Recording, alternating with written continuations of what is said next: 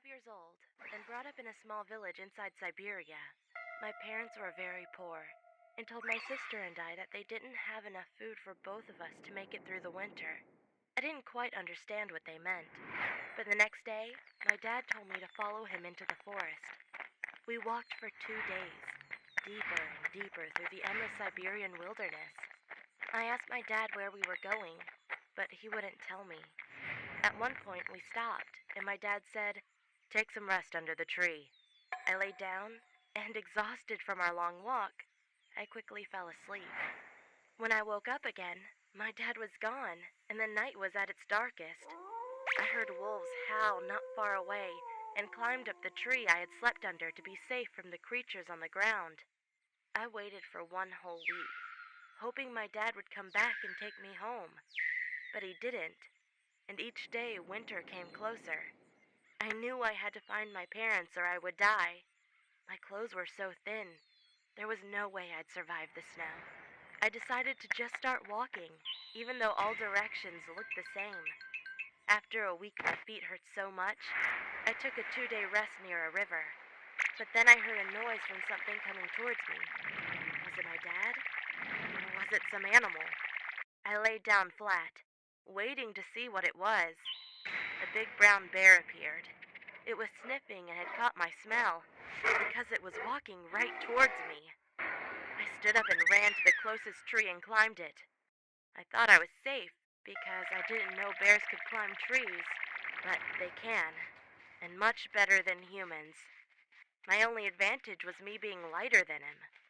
So I went to the highest and thinnest branch I could reach, but the bear was very hungry, and followed me right to the top. It was less than a meter away, and the whole tree was bending dangerously. But suddenly, I was close enough to a nearby tree and swung myself over there. I landed safely even though I suffered many scratches. Meanwhile, the branch I had jumped off swung back and caused the bear to lose its balance. He fell all the way down, at least 12 meters. I could see it was still moving, but it was unable to stand up again. That was my chance. I went to the ground, took the biggest stone I could pick up, and went to the bear. I saw the fear in its eyes. The small girl had won against the beast. Smash. Afterward, I found a sharp stone, and for 3 days, I skinned the bear. It gave me a nice pelt to keep me warm during the cold nights, and I turned my old shirt into a bag to carry the bear's meat. Then I continued to walk for weeks and weeks, not seeing a single other human being. By now it was November, and snow was laying everywhere. The only thing that kept my feet from freezing were the shoes I'd made from the bear's pelt. As I continued walking, the landscape changed from endless forests to endless grasslands. I had no more bear meat, and I was close to starvation. But then I saw a weird-looking tent. I went to its door and said, "Hello," in Russian. An old woman came out. She looked different and said something in her own language. Then she brought me inside and fed me bread and cheese. This is where my life with the Mongolian nomads began. Within a few months, I learned to speak their language and became part of their family. They treated me well, but I also learned that they had planned to marry me to their son. But I didn't like their son. He was a mean bully who enjoyed stealing the eggs of birds and throwing them against stones. Sometimes he even pulled my hair if I did something he didn't like. I knew the only way to escape my planned marriage was to run away. Luckily, I'd found a map at the shop of a nearby village. It was a map of all of Asia, and there, I learned that I had walked more than 1,200 miles, from my Siberian village to the Mongolian nomads. I bought the map from the shop, and while it was night, I snuck out of my tent.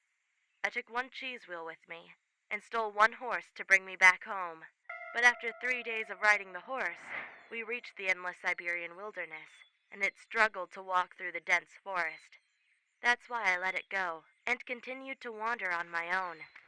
Now all I had was my map, my cheese, and a spear I had made to defend myself in case another bear attacked me. But with my map, it took me less than 3 weeks to find my way back to my home village. Tears came to my eyes when I saw my parents' small wooden hut. I was nervous seeing them again, because I didn't know if my parents wanted me back. I I opened the door anyway, and I saw both my parents sitting on two wooden chairs.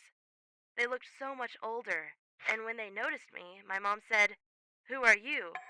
I said, "It's me, Anna, your daughter." My mother jumped up and said, "Anna?"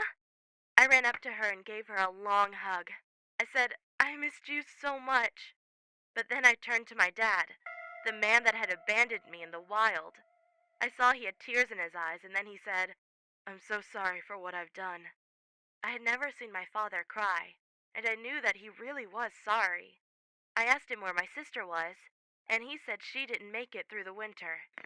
Then he brought me to her gravestone. I broke down and cried.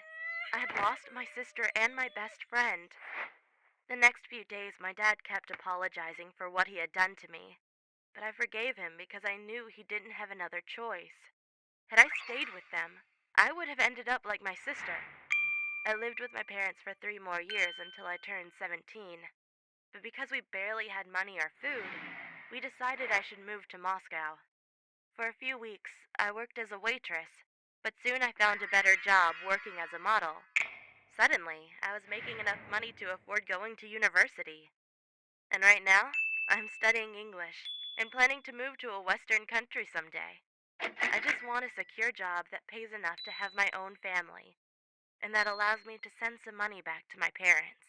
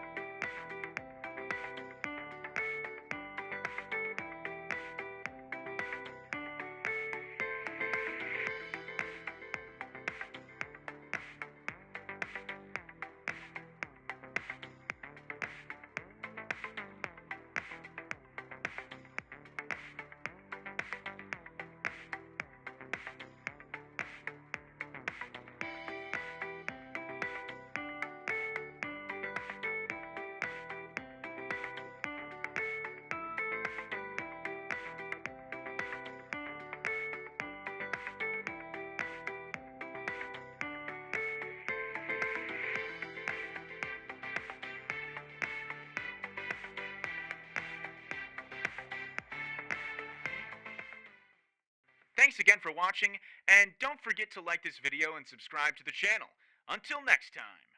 Oh shit, here we go again.